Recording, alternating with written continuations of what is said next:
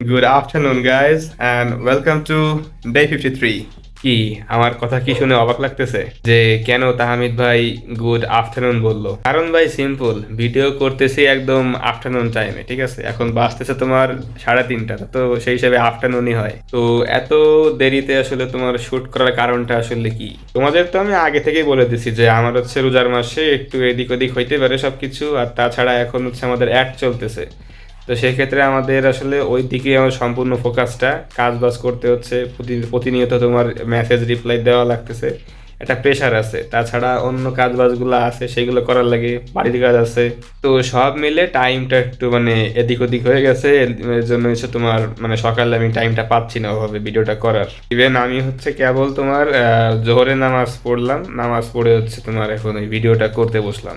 আমার ইদানিং আসলে মানে কেমন একটা মানে অদ্ভুত পরিবর্তন লক্ষ্য করতেছি, সেটা হচ্ছে মানে এই 2-3 দিন যাবত যে আমি খালি মানে ভুলে যাচ্ছি যে আমি আসলে ভিডিও করব, ঠিক আছে? মানে একটু পর পর মানে কিছুক্ষণ সময় কি যেন মনে করে, মানে মাথায় মনে আসে যে ও মাথায় ভিডিও করতে ভুলে গেছি। এই আধা ঘন্টা আগেও আমার আসলে খেয়াল ছিল না যে আমার এখন ভিডিও মেক করতে হবে, ঠিক আছে? হঠাৎ করে মনে পড়ছে, তারপরে হচ্ছে এত মানে তাড়াহুড়া করে সবকিছু করা। মানে সব সময় তো তোমার ইউজুয়ালি আমি সকালে ভিডিও করি, আর বিকাল টাইমে, আর হচ্ছে তোমার রাতে। তো যার কারণে মানে মনে হয় কি ভিডিও তো সকালে আমি করে ফেলছি, মানে ব্রেনটাও আসলে এইভাবে তোমার আসলে মানে টিউন হয়ে গেছে। তো গাইজ, হঠাৎ করে কারেন্ট চলে গেল, আর আমার তো এখন তোমার অ্যাড চলতেছে। আমাদের অ্যাডসের হচ্ছে তোমার 24 ঘন্টার বেশি মনে হয়, 26 কিংবা 27 ঘন্টা পার হয়ে গেছে অলরেডি। এই মুহূর্তে এখনো আমরা কোনো কাঙ্ক্ষিত রেজাল্ট পাইনি। আর যতদূর আমি যা জানি যে ঈদের সময় আসলে খুবই টাফ এইসব অ্যাডস থেকে ভালো একটা রেজাল্ট বের করে আনা। তাছাড়া আমি যে লোককে দিয়ে তোমার অ্যাড রান করাই এজেন্সি, ঠিক আছে, উনি নিজেও বলছে যে ভাই ঈদে হচ্ছে এমন এমন লোকরা অ্যাড রান করে যারা জীবনেও মানে সারা বছরও অ্যাড রান করে না। তো যার জন্য হচ্ছে মিটার অ্যাডসের চাপটা একটু বেশি পড়ে, খরচটাও বেশি হয়। রিচ, কনভার্সন, এঙ্গেজমেন্ট এই ক্ষেত্রে ঈদের সময় অনেক কম হয়ে থাকে, যেহেতু একটার সাথে একটা পাল্লাপাল্লি শুরু হয়ে যায়, ঠিক আছে, একটা চাপ পড়ে। তো যার জন্যই হচ্ছে এই অবস্থা। তো আমিও আসলে সেই জিনিসটা মানে এক্স্যাক্ট প্রতিফলন দেখতে পাচ্ছি আমার অ্যাডসের উপরে। সবই মানে আগেও তো অ্যাড রান করছি, ওই সময় তোমার এই হিসেবে ভালোই তোমার রিচ দিত, দিত, ঠিক আছে। আর এটা হচ্ছে আমার প্রথম ঈদে হচ্ছে অ্যাড রান। এমনি সময় হচ্ছে আমি আগে যেগুলো অ্যাড রান করছি সবগুলো নর্মাল টাইমে করছি, তো যার কারণে আমি ভালো একটা রেজাল্ট পাইছি। মানে এখনকার হিসাবে ভালো রেজাল্ট পাইছি, ঠিক আছে। এঙ্গেজমেন্ট, রিচ মিস অনেক ভালো ছিল, বাট এখন একটু মানে টাইট টাইট ডাউন আছে। আগে মেসেজ যে পরিমাণ আসতো সে পরিমাণ এখন আসতেছে না, অনেক কমই আসতেছে বলা যায়। সো আম লিটল বিট ওয়ারি যে আসলে কি হবে, অনেকটা নিয়ে একটু চিন্তিত আছি, যে দেখা যাক কি হয়। আশা করি ভালো কিছুই হবে, বাকিটা আল্লাহ ভরসা। আমি তো আমার কাজ বাজ করছি, দেখা যাক কি হয়। ওকে গাইস, তো আমি তো বললাম যে অ্যাডস চালানো অবস্থায় আসলে ভিডিওটা তেমন করা পসিবল না, টাইম দেওয়া পসিবল না। অলরেডি তোমার 3 থেকে 4টা মেসেজ আসে বসে রয়েছে, তো আমার এখন ওইখানে যে মানে কথাবার্তা বলতে হবে কাস্টমারের সাথে। ওকে, তো তোমাদের সাথে আমার দেখা হচ্ছে আবার পরে, ফিরে আসছি খুব তাড়াতাড়ি। ওকে, হোয়াটসঅ্যাপ গাইস, কি অবস্থা? যদিও এখন রাত 12টা বাজতেছে, তাও এই অসময়ে ব্যাক করলাম তোমাদের মাঝে। অ্যান্ড কারণটা তোমরা অবশ্যই জানো, আমার আর বলা লাগবে না যে কেন দেরি হয়েছে, ঠিক আছে। বলি, আমার তো আবার খুব বলতে ইচ্ছা করে। আমাদের হচ্ছে একটা অ্যাড চলতেছে, অ্যাড রান করতেছি, আমরা অ্যাড ক্যাম্পেইন রান করতেছি। তো সেখানে প্রতিনিয়ত আমাদের মেসেজ অনেক কিছু আসতেছে, আবার আমাদের কোনো কাজ বাজও থাকে পেজের, সেইগুলো করতে করতেই আমাদের এখন দিন রাত এক হয়ে যাচ্ছে। তো যার ফলে আসলে ভিডিওতে আসাটা একটু ডিফিকাল্ট হয়ে যাচ্ছে।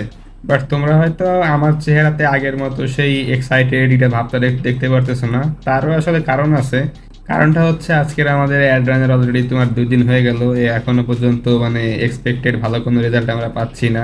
আর সত্যি কথা বলতে কি, অন্যবারের থেকে এবার অনেক আসলে ইফোর্ট দিছি, কাজ বাজ করছি, অনেক কিছু সবকিছু গোছগাছ করে করার ট্রাই করছি। তোমরা দেখছো অবশ্যই, যারা আমাদের ভিডিওগুলো একদম শুরু থেকে ফলো করে আসতেছো। তো এত কিছু করার পরেও যদি তোমার একটা রেজাল্ট আমরা না পাই, আসলেই তোমার খারাপ লাগে, ঠিক আছে। তার মানে এই না যে হাল ছেড়ে দিচ্ছি বা হচ্ছি, বাট যদি সাময়িক সময়ের জন্য যে একটা মন খারাপ হওয়া, তো ওইটাই বলতে পারো যে একটু মানে চিন্তিত আছি যে কি দেখি করব, কি করা উচিত। তো মাথায় আসলে প্ল্যানিং করতেছি, স্ট্র্যাটেজি বানাচ্ছি, তো যার জন্য ভাবতেছি, এজন্য মন মাইন্ডটা আসলে এরকম মানে স্থির নাই। তো যাই হোক, তোমার কষ্ট করেছিলাম, কষ্ট এখনো করছি, আর ইনশাল্লাহ সামনেও করে যাব। আর আমি একটা কথা বিশ্বাস করি যে মানুষের সব দিন আসলে একরকম যায় না।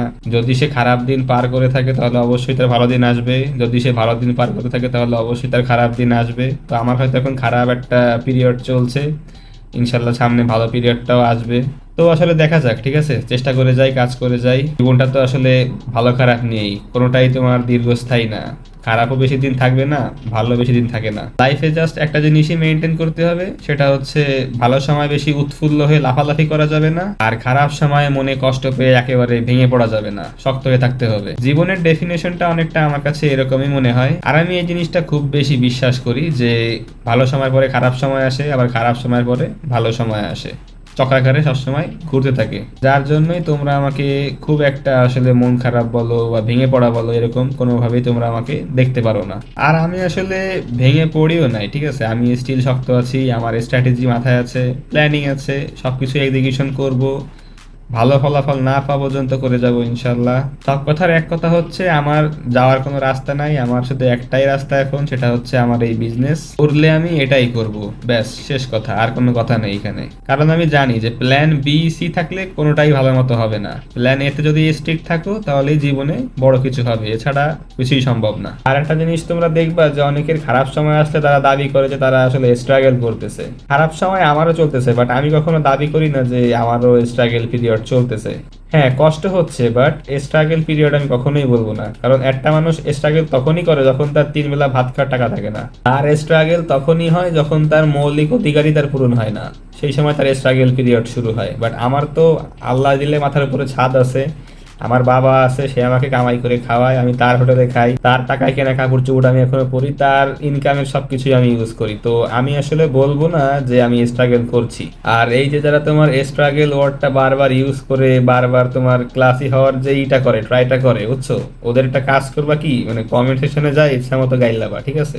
এরা ভাবে কি যে আমি যদি স্ট্রাগল করতে সেটা যদি আমি দেখাই, আমি আসলে খুব সিগমা বয় হয়ে যাব, ঠিক আছে, মানে আমার কথা বললে মানুষ খুব ফলো করবে, ম্যাচুরিটি আমি দেখাইতে পারবো, ঠিক আছে, তাহলে আমার মানুষ খুব অ্যাটেনশন দিবে। এসব আসলে মানে একদম ক্রিঞ্জ ফাও, বুঝছো। তোমরা আসলে ওইসব লোকের কমেন্ট সেকশনে যা ইচ্ছা মতো আসলে ধুয়ে দিয়ে যাবে পুরো। ওইসব লোকদের বলবা কি, যদি স্ট্রাগল বুঝতে চাস তাহলে ফুটপাতে যে একদিন থেকে আয়, কেমন লাগে, তারপরে বলিস স্ট্রাগলের ডেফিনেশন। আমার আসলে যতই খারাপ দিন আসুক না কেন, যতদিন যাবত আমার বাবা আমার মাথার উপরে আছে, আমাকে খাওয়াচ্ছে দাওয়াচ্ছে, আল্লাহ আমার সহায় আছে, তো ততদিন পর্যন্ত আমি আসলে মুখ থেকে উচ্চারণ করব না যে আমি স্ট্রাগল করছি। এটাই হচ্ছে আমার ফাইনাল কথা একদম। ভাই স্ট্রাগল জিনিসটা একদমই আলাদা, আমি ফাফা বলবো কেমনি কথা। ওকে গাইস, তো মেলা জ্ঞানের মেলা মোটিভেশনের কথাবার্তা বলে ফেলছি, ঠিক আছে, তো আর না বলি, যেহেতু অলরেডি তোমার মানে 12:30 বাজতে যাচ্ছে, তো আমার তো আবার ভাই ঘুমাইতে হবে, সেরিতে উঠতে হবে না আবার। আর দেখা যাক, অ্যাড যেহেতু তোমার চলতেছে, কখন কি হয়ে যায় আসলে বলা যায় না, ঠিক আছে। আল্লাহ কখন কার দিকে মুখ ফিরে তাকায় এটা আসলেই মানে বলা যায় না। আল্লাহ যখন যা কিছু করে সবকিছু আসলে মিরাক্কেলের মতোই করে। তো দেখা যাক সামনে ভালো কিছু যদি হয়, সেটা তো হইলে আলহামদুলিল্লাহ, না হইলে সেখান থেকে আমরা যেসব ভুলগুলো করছি সেখান থেকে শিক্ষা নিয়ে আবার আমরা কাম ব্যাক দিব, আবার স্ট্র্যাটেজি প্ল্যান সাজাবো ইনশাল্লাহ। তো ইয়াস, আজকের ভিডিওটা আমি এখানেই ইন্ড করতেছি। তোমাদের সাথে আমার দেখা হচ্ছে ইনশাআল্লাহ আগামীকাল। সবাই ভালো থাকো, সুস্থ থাকো এবং নিজের খেয়াল রাখো।